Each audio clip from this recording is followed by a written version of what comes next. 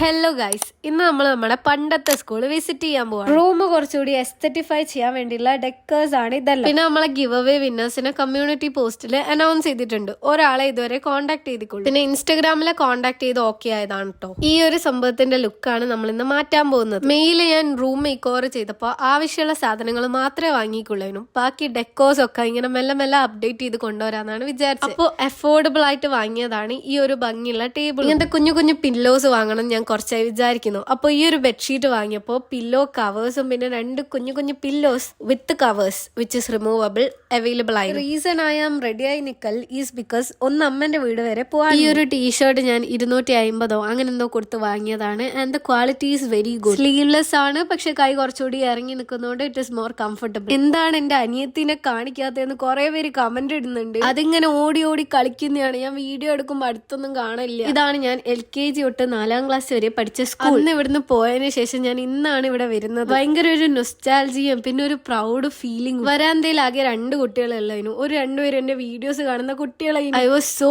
Proud because ഞാനൊന്നും അവിടെ പഠിക്കുമ്പോൾ ആർക്കും അറിയില്ലേനും. ബട്ട് നൗ സർപ്രൈസ് ആയി ആദ്യമായിട്ട് കൂട്ടാൻ വന്നതും പിന്നെ നബാട്ടി കിട്ടിയ സന്തോഷവുമാണ് ആ 1000 വാട്ട്സിന്റെ ചിരി. പോകുന്ന വഴിക്ക് നമ്മൾ ഒരു ഷോപ്പ് കയറി ചായക്കുള്ള കടി വാങ്ങി. Camera awkward core yeah that's it. അങ്ങനെ നമ്മൾ ഡേ വൈൻഡ് അപ്പ് ചെയ്തു.